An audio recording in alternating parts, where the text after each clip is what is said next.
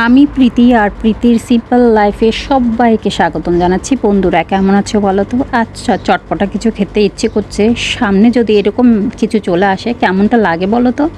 হ্যাঁ, আমারও ঠিক তেমনটাই লেগেছে। বানিয়ে সবাইকে খাইয়েছি, আরে বাহ বাহ বাহ বাহ বাহ বাহ করছিল সবাই খেয়ে, এতটা ভালো হয়েছিল। তাহলে চলো স্কিপ না করে পুরো ভিডিওটা দেখো প্লিজ। বন্ধুরা অবশ্যই লাইক দিয়ে ভিডিওটা দেখা শুরু করো। তোমরা অনেকেই কমেন্ট করো, কিন্তু লাইকগুলো না খুবই কমই পাই। লাইকগুলো কম পেলে ভালো লাগে না, কেন বোঝো না তোমরা?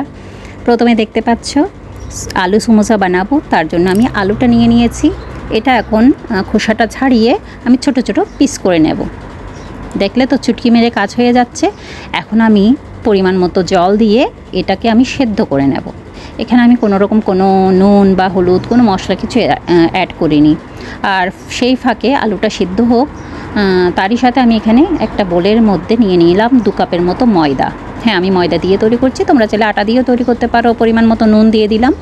আর যে কোনো রকম ডো বানানোর সময় আমি কিন্তু একটুখানি লঙ্কা গুঁড়ো দিয়ে থাকি, তাইলে না খেতে ভীষণ ভালো হয়। তোমরা অবশ্যই দিয়ে ট্রাই করো। আর দিয়ে দিলাম তেলটা এমনভাবে দিতে হবে যেন একটা বাইন্ডিংয়ের মতো তৈরি হয়ে যায়। বুঝতে পেরেছো? আমি দেখাচ্ছি, তোমরা স্ক্রিনের মধ্যে দেখলেই বুঝতে পারবে। খুবই টেস্টি হয়। এখন তো নানান রকমের নানান ডিজাইনের সমোসা তৈরি হয়েছে, তার মধ্যে এইটা আমার ভীষণ ভালো লেগেছে। আমি তোমাদের সামনে এটা প্রেজেন্ট করলাম। ভিডিওটা কেমন লেগেছে জানাতে ভুলবে না। যারা নতুন অবশ্যই চ্যানেলটা সাবস্ক্রাইব করে লাইক কমেন্ট করে পাশে থাকবে। বন্ধুরা দেখতেই পাচ্ছ মুটো হয়ে গেছে, তার মানে আমার ডোটা একদম পারফেক্ট হয়েছে, অর্থাৎ রেশিও একদম পারফেক্ট আছে। এখন আমি নর্মাল জল দিয়ে একটা ডো তৈরি করে নেব, যেরকম রুটি পরোটার জন্য তৈরি করি ঠিক তেমনটাই। দেখতে পাচ্ছ ডো একদম রেডি। এটা এখন সাইডে রেখে দিয়ে আমি আলুর পুরটা তৈরি করে নেব। তার জন্য একটা ফ্রাই প্যান অলরেডি বসিয়ে দিয়েছি, পরিমাণ মতো তেল দিয়ে দিয়েছি। তেলটা যখন গরম হয়ে আসবে দিয়ে দিলাম জিরা ফোড়ন, তোমার মাস্টার্ড দিলাম, আর এখানে কারি পাতা দিয়েছি। কারি পাতার ফ্লেভারটা আমার ভীষণ ভালো লাগে সমোসার মধ্যে। আর লঙ্কা কুচো দিয়েছি। ঝালটা অবশ্যই তোমরা তোমাদের স্বাদ অনুযায়ী দেবে, তোমরা কীরকম খেতে চাও। পেঁয়াজ কুচো দিয়ে দিয়েছি, ছোটো ছোটো করে পেঁয়াজটা কুচো করে নিয়েছি। আর এখানে আমি হিং দিয়ে দিয়েছি। হিং দিলে না টেস্টটা ভীষণ ভালো হয়। এখন সব কিছু একটু নেড়েচেড়ে নেব। একটু যখন হালকা একটা র স্মেলটা চলে যাবে তখন আমি এখানে মশলাগুলো অ্যাড করব। বন্ধুরা তোমাদের সমোসা খেতে কেমন লাগে বলো তো? অথবা তোমরা আমার কাছ থেকে কী কী রেসিপি দেখতে চাও বা কীরকম ভিডিও দেখতে চাও অবশ্যই কমেন্ট করে আমাকে জানাতে পারো। তোমাদের যে কোনো কমেন্ট আমার ভীষণ ভালো লাগে। আর দেখতে পাচ্ছ মিনিট 2-1 মধ্যে যখন পেঁয়াজের র স্মেলটা চলে গেছে, আমি এখানে আদা রসুনের পেস্টটা দিয়ে দিয়েছি। এখন আমি মশলাগুলো দিয়ে দেবো, নর্মাল যে মশলাগুলো ইউজ করে থাকি, হলুদের গুঁড়ো, জিরে গুঁড়ো, ধনে গুঁড়ো। আর হ্যাঁ, আমি এখানে জিরে গুঁড়োটা ফ্রাই প্যানের মধ্যে এটা ভেজে তারপর নিজে তৈরি করে দিয়েছি। সামান্য পরিমাণে লঙ্কা গুঁড়ো দিয়েছি। আগেই বলেছি ঝালটা তোমরা তোমাদের স্বাদ অনুযায়ী দেবে, কম বা বাড়িয়ে দিতে পারো। এখন মশলাগুলো একটুখানি ভাজা ভাজা হয়ে আসলে আমি এখানে যে আলুটা সেদ্ধ করে রেখেছিলাম, অবশ্যই আলুটা আমি ম্যাশ করে দিয়েছি, সেদ্ধ করার পরে ম্যাশ করে নিয়েছিলাম, সেটা পুরোটা এখানে দিয়ে দেবো। দিয়ে নেড়ে চেড়ে রান্না করে নেব। তোমরা এখানে চাইলে ধনে পাতাটাও দিতে পারো, বেশ অনেকটা ধনে পাতা দেখবে ভালো লাগবে খেতে। আমার আজকে ধনে পাতাটা ছিল না বলে আমি দিইনি, তোমরা থাকলে অবশ্যই দিয়ে দেবে। হ্যাঁ, এখন সব কিছু মিক্স মিক্স মিক্স মিক্স করে নেব, ঠিক আছে? হ্যাঁ, এখানে কিন্তু তোমরা চাইলে নানান রকমের সবজি দিয়ে বানাতে পারো, চিকেন দিয়ে বানাতে পারো, মাটন দিয়ে বানাতে পারো, যার যেরকম। সমোসা তো নানান কিছু দিয়ে তৈরি হয়ে যায়। হ্যাঁ, সবশেষে এখানে আমি নুনটা অ্যাড করে দিলাম, স্বাদ মতো নুনটা দিয়েছি, কারণ আলু সেদ্ধ করার সময় আমি এখানে কোনো রকম নুন অ্যাড করিনি। আমার কিন্তু আলুর পুরটা একদম রেডি, এটা সাইডে রেখে দিলাম। এখন ডোটা আমি বেলে নেব। নিলাম একটা বোর্ডের মধ্যে নামিয়ে নিলাম। দেখো খুব ভালোভাবে একদম সফট হয়ে গেছে।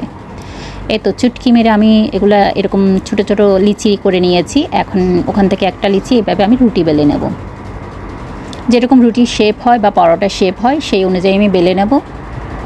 হ্যাঁ, একটু পাতলা করে আমি বেলার চেষ্টা করেছি, যেহেতু এখান থেকে আমি সমোসাটা তৈরি করব। অবশ্যই তোমরা বুঝতে পারবে, তোমরা আমার চেয়ে বেশ অনেকটাই ভালো জানো। যারা নতুন জানে না তাদের জন্য হয়তো আমার রেসিপিটা ভালো লাগবে। দেখতে পাচ্ছ মোটামুটি মিডিয়াম সাইজের একটা আমি রুটি বেলে নিয়েছি। এখন মাঝখান থেকে কেটে নেব।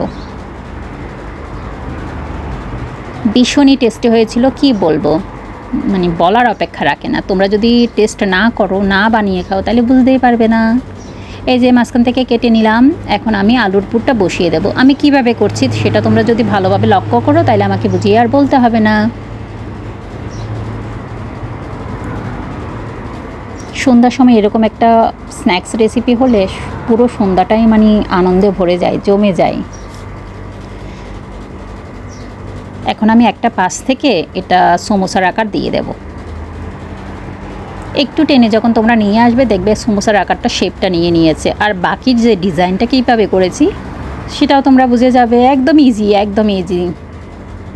এরকম ইজি স্ন্যাক্স রেসিপি মনে হয় কেউ কখনো দেখায়নি। তোমরা একবার দেখো, লক্ষ্য করো, তোমাদেরও দেখলে ভালো লাগবে। আর উপর থেকে ডিজাইনটা এত সুন্দর হয়েছে যে কেউ খেতে চাইবে। যারা সমোসা পছন্দ করে না বা খায় না তারাও পর্যন্ত খাবে, গ্যারান্টি দিয়ে বলতে পারি। আমি একবার ট্রাই করে দেখো। আমি কাছ থেকে দেখানোর চেষ্টা করেছি।